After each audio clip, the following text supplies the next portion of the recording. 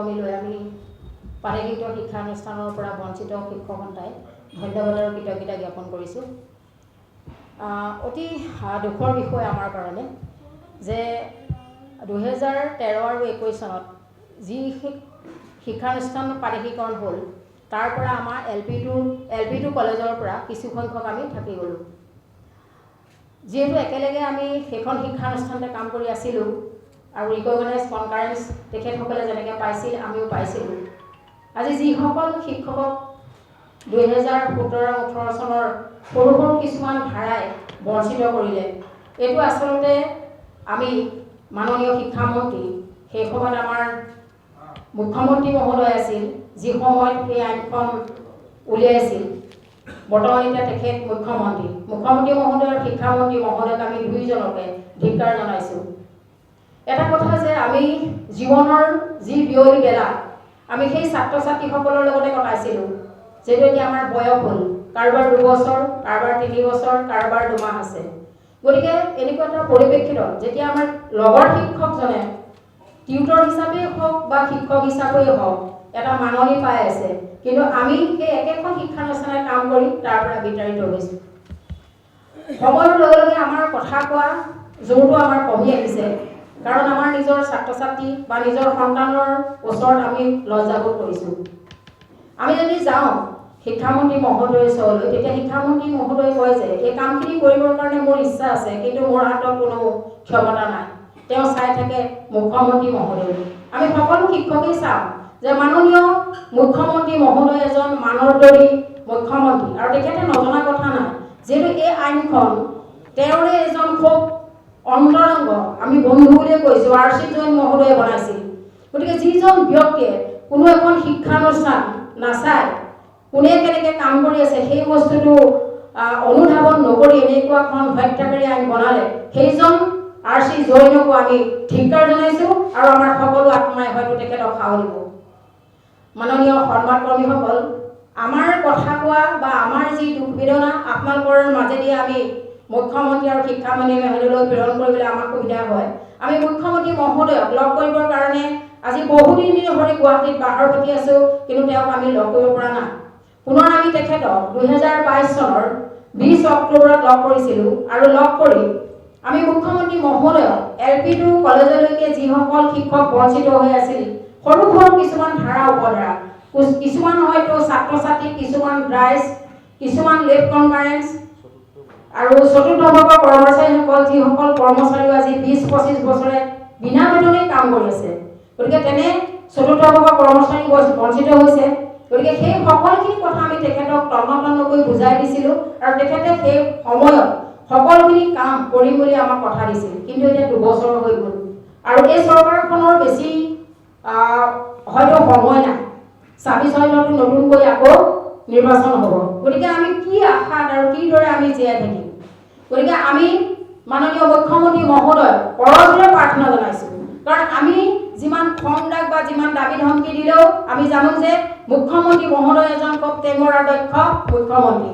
গতিকে আমি মুখ্যমন্ত্ৰী মহোদয় শিক্ষক হিচাপে আমি সকলো LP2 কলেজলৈকে বঞ্চিত শিক্ষক আৰু চতুৰ্থ বৰ্গৰ কৰ্মচাৰীসকলে কৰজোৰে প্ৰাৰ্থনা জনাইছোঁ যে মাননীয় মুখ্যমন্ত্ৰী মহোদয়, আপুনি শিক্ষা বিভাগৰ ডাইৰেক্টৰে হওক বা ইনস্পেক্টৰ, সকলো শিক্ষা বিভাগৰ বিষয়ববীয়াৰ লগত আপুনি পাতক যে যি সময়ত 2017-18 চনৰ আইনখনৰ ধাৰা উপধাৰাৰ মতে আমাৰ প্ৰতিখন বিদ্যালয়ৰ পৰা আমাৰ কিন্তু ডকুমেণ্টছবিলাক আমাৰ ডাইৰেক্টৰ অফিচলৈ আনিছিল, আৰু সেই ডাইৰেক্টৰ অফিচত সৰু সৰু ধাৰা উপধাৰাৰ কাৰণে আমাক বঞ্চিত কৰিছে।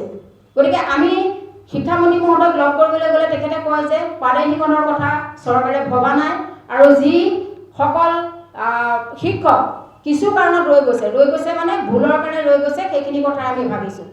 এনেকুৱা এখন আইন আপোনালোকে কিয় বনালে? যান ভাৰতীয় সংবিধানখন আপোনালোকে সংশোধন কৰিব পাৰে, যে আপোনালোকে নিজে বনোৱা এখন আইন, কাৰণ আপোনালোকে কিছু শিক্ষক কমাইছিলে বা ল'বৰ কাৰণে আপোনালোকে কিছু সংখ্যক শিক্ষকক পাৰিশীকৰণ কৰিলে, কিন্তু সেইসকল শিক্ষকক কিন্তু টিউটৰ হিচাপে নিযুক্তি দিলে। ইমান কিছুমান সৰু ধাৰা উপধাৰা আপোনালোকে চাব যে বৰ্তমান আমি যি সময়ত কলেজত সোমাইছিলোঁ সেই সময়ত প্ৰায় 400-500 ছাত্ৰ ছাত্ৰী আছিলে। সময়ৰ লগে লগে কি হ'ল, প্ৰাইভেট স্কুলে গা কৰি উঠিলে। তাৰ ফলশ্ৰুতিতে আমি ছাত্ৰ ছাত্ৰীৰ কাৰণে আমি বঞ্চিত হ'বলগীয়া হ'ল।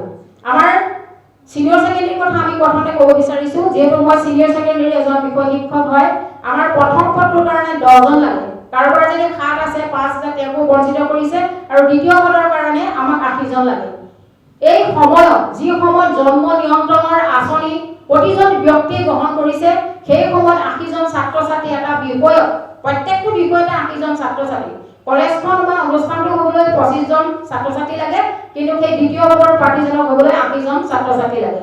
সেই সময়ত আছিলে যি সময়ত আমি কমাইছিলো, কিন্তু বৰ্তমান যিটো পৰিস্থিতি সেই সময়ত কিন্তু ছাত্ৰ ছাত্ৰীৰ সংখ্যা হ্ৰাস পাইছে। গতিকে আমি মাননীয় মুখ্যমন্ত্ৰী আৰু শিক্ষামন্ত্ৰী মহোদয়ক বাৰ কৈছো যে য'ত ছাত্ৰ ছাত্ৰী বেছি আছে ওচৰ শিক্ষানুষ্ঠানত আপোনালোকে আমাক তাত কাম কৰিবলৈ দিয়ক। আমি কেতিয়াও আমি এনেওতো জীৱনৰ 30 বছৰৰ সময় ছাত্ৰ ছাত্ৰীক পাঠদান দিয়ে আছো। গতিকে সেই ছাত্ৰ ছাত্ৰীসকল কিন্তু আজি টেটৰ শিক্ষক, কোনোবা ডাক্তৰ, কোনোবা ইঞ্জিনিয়াৰ হৈছে। যেতিয়া এখন উন্নয়নশীল দেশত যি টেটৰ শিক্ষকে এতিয়া মান মৰ্যাদা বঢ়াইছে, সেই শিক্ষকসকলক কিন্তু আমিয়ে গঢ়িছিলো। নতুন শিক্ষানীতিৰ লগে লগে মাননীয় শিক্ষামন্ত্ৰী মহোদয়ে কয় যে এতিয়া এই শিক্ষকসকলৰ আমাৰ প্ৰয়োজন নাই। আমি কোনো মিছা শিক্ষক নহয়, আমি সঁচা শিক্ষক, সকলোৱে এতিয়াও কাম কৰি আছে।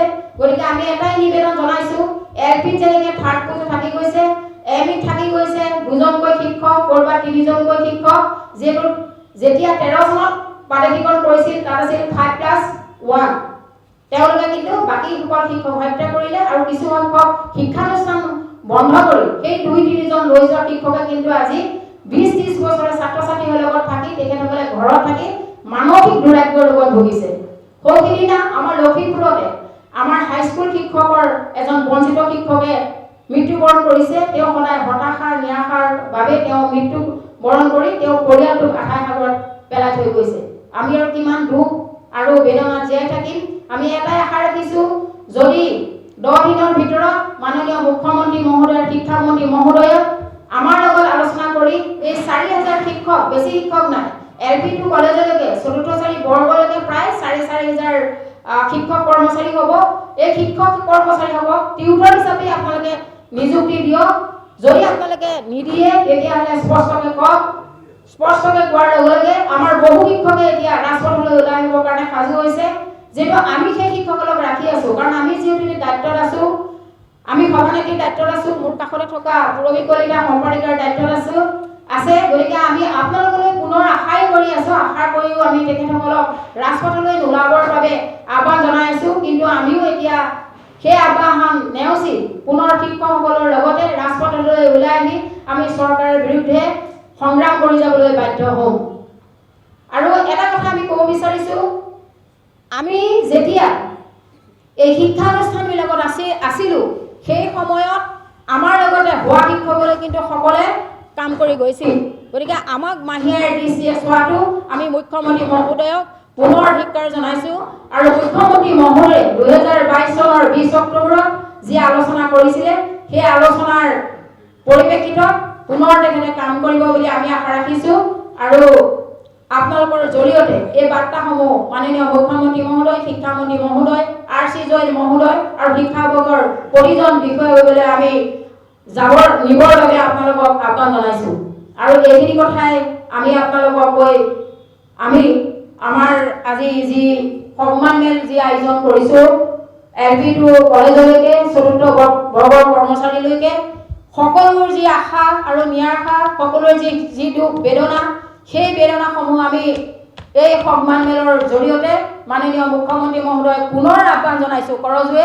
যেহেতু আমি শিক্ষকে কিন্তু আন্দোলন কৰি বেয়া পাওঁ, কাৰণ আমি শ্ৰেণীকোঠাত থাকি ভাল পাওঁ। কাৰণ এই বয়সত আমাৰ আন্দোলন কৰাৰ যিটো জোৰ বা ভোকে লগুনে, আমি যিহেতু ধেমাজিৰ পৰা আহিছো, কিছু লখিমপুৰৰ পৰা আহিছে, বহু দূৰৰ পৰা এই আৰ্থিক সংকটৰ সময়ত আমাৰ 200-300 টকা খৰচ কৰিবলৈ আমাৰ আচলতে টান হয়। গতিকে আমাক যাতে ৰাজপথলৈ ওলাই নাহিবৰ বাবে মাননীয় মুখ্যমন্ত্ৰী মহোদয়ে এই কামখিনি কৰে, সেই কথাখিনি আমি মাননীয় মুখ্যমন্ত্ৰী, শিক্ষামন্ত্ৰী মহোদয়ক কৰজোৰে প্ৰাৰ্থনা জনাইছো। যদি আমাৰ পদবিলাক প্ৰাদেশিকৰণ কৰিবলৈ ইচ্ছাই নাছিল, তেতিয়াহ'লে আমাক ৰিকগনাইজ কিয় কৰিছিলে? তেতিয়াহ'লে আমাৰ ডকুমেণ্টছবিলাক 2013 চনত কিয় আনি আপোনালোকে অৰিজিন ডকুমেণ্টছবিলাক আপোনালোকে ইয়াতে অফিচত আপোনালোকে চাইছিলে? তেতিয়াই আমাক উলিয়াই নিদিলে কিয়? তেতিয়াই যদি উলিয়াই দিলে হয় আমি আজি কিবা নহয় কিবা এটা পথ আমি বাছি ল'ব পাৰিলোঁ হয়। এই শিক্ষক কৰ্মচাৰীসকলৰ বয়স উকলি গ'ল। এই বিজেপি চৰকাৰখনে বয়স উকলি যোৱাৰ সময়ত আমাক উলিয়াই দিলে আইন আনি। মাননীয় মুখ্যমন্ত্ৰী মহোদয়, আপুনি নাভাবিব যে আঁচনি আনি আমি ভোটৰ ইয়াতে ভোট বিচাৰি থাকিম, কিন্তু এটা সময় আহিব আপুনি নাভাবিব যে অকল আমি শিক্ষকসকলে আছোঁ। এই শিক্ষকসকলৰ লগত পৰিয়ালবিলাক জড়িত হৈ আছে। আজি আমাক ৰাজপথত উলিয়াই অনা মানুহজন কিন্তু আপুনি বেয়া নাপাব, স্পষ্টকৈ ক'বলৈ আমি বাধ্য হ'লোঁ, কাৰণ আপুনি আমাৰ জীৱনক লৈ খেল খেলিছে। ভাৰতীয় সংবিধান সংশোধন হ'ব পাৰে, এই আইনখন কিয় সংশোধন হ'ব নোৱাৰে? অতি কম সংখ্যক শিক্ষক কৰ্মচাৰী আছে আমাৰ 2013 আৰু 2021 চনত প্ৰাদেশিকৰণৰ পৰা বঞ্চিত হোৱা। সেই শিক্ষক কৰ্মচাৰীসকলক অতি শীঘ্ৰে মাননীয় মুখ্যমন্ত্ৰী মহোদয় আপুনি পদবিলাক প্ৰাদেশিকৰণ কৰিব লাগে আৰু আমাক ন্যায় দিব লাগে। আৰু যদি নিদিয়ে, আজি এই সংবাদ মাধ্যমৰ জৰিয়তে কৈছোঁ, আপুনি গৃহমন্ত্ৰীৰ দায়িত্বটো আছে। আমি ৰাজপথত ওলাই আহি যিকোনো আন্দোলন কৰিবলৈ আমি কিন্তু বাধ্য হ'ম। মুখ্যমন্ত্ৰী মহোদয়ক আমি 10 দিনৰ সময় দিছোঁ। এই 10 দিনৰ ভিতৰত যদি মাননীয় মুখ্যমন্ত্ৰী মহোদয়ে আমাৰ কাৰণে যদি কোনো ধৰণৰ পদক্ষেপ গ্ৰহণ নকৰে বা আমাৰ সন্থাক যদি মাতি নি আমাক যদি আলোচনা নকৰে, তেতিয়াহ'লে 10 দিনৰ পিছত আমি ৰাজপথত ওলাই আহি যিকোনো ধৰণৰ আমি আন্দোলন ঘোষণা কৰিম। ডাইৰেক্টৰ অফিচ আমি ঘেৰাও কৰিম। আমি সচলত আৰু আমি আন্দোলন নকৰোঁ। আমি শিক্ষামন্ত্ৰীক কাৰ্যালয়ত গৈ শিক্ষামন্ত্ৰীক ঘেৰাও কৰিম। আমি এনেকুৱা ধৰণৰ ৰাজপথত যিকোনো আন্দোলন ল'বৰ কাৰণে আমাৰ সন্থা সাজু হৈ আছে।